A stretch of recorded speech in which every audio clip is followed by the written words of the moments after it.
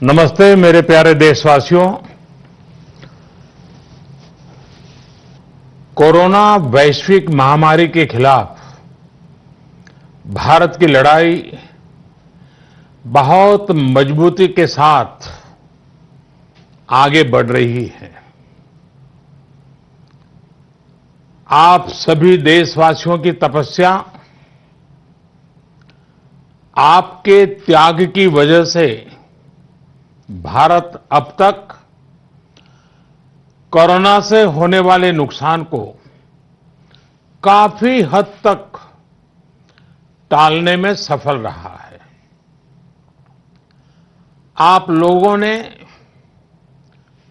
कष्ट सहकर भी अपने देश को बचाया है, हमारे इस भारतवर्ष को बचाया है। मैं जानता हूं आपको कितनी दिक्कतें आई हैं। किसी को खाने की परेशानी, किसी को आने जाने की परेशानी, कोई घर परिवार से दूर है, लेकिन आप देश की खातिर एक अनुशासित सिपाही की तरह अपने कर्तव्य निभा रहे हैं। मैं आप सबको आदरपूर्वक नमन करता हूं। हमारे संविधान में जिस we the people of India, we the people of India की शक्ति की बात कही गई है, यही तो है वो। बाबा साहब डॉक्टर भीमराव अंबेडकर जी की जन्म जयंती पर हम भारत के लोगों की तरफ से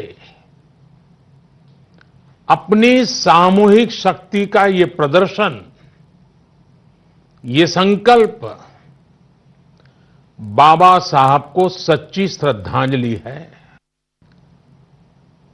बाबा साहब का जीवन हमें हर चुनौती को अपनी संकल्प शक्ति और परिश्रम के बलबूते पर पार करने की निरंतर प्रेरणा देता है। मैं सभी देशवासियों की तरफ से बाबा साहब को नमन करता हूं।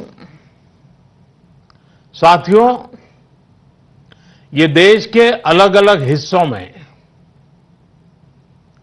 अलग अलग त्योहारों का भी समय है, और वैसे भी भारत तो उत्सवों से भरा रहता है, उत्सवों से हरा रहता है, उत्सवों के बीच खिलखिलाता रहता है। बैसाखी, पोहेला बैशाख, पुथांडू, बोहाग बिहू, विशु के साथ अनेक राज्यों में नए वर्ष की शुरुआत हुई है। लॉकडाउन के इन बंधनों के बीच मैं देश के लोग जिस तरह नियमों का पालन कर रहे हैं, जितने संयम से अपने घरों में रहकर त्योहार बड़ी सादगीपूर्ण तरीके से मना रहे हैं, ये सारी बातें बहुत ही प्रेरक हैं, बहुत ही प्रशंसनीय है। मैं नए वर्ष पर आपके परिवारजन के उत्तम स्वास्थ्य की मंगल कामना करता हूं।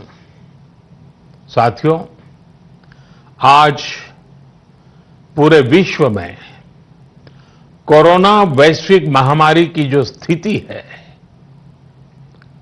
हम सब उसे भलीभांति परिचित हैं। अन्य देशों के मुकाबले भारत ने कैसे अपने यहां संक्रमण को रोकने के प्रयास किए, आप इसके सहभागी भी रहे हैं और साक्षी भी। जब हमारे यहां कोरोना का एक भी केस नहीं था, उससे पहले ही भारत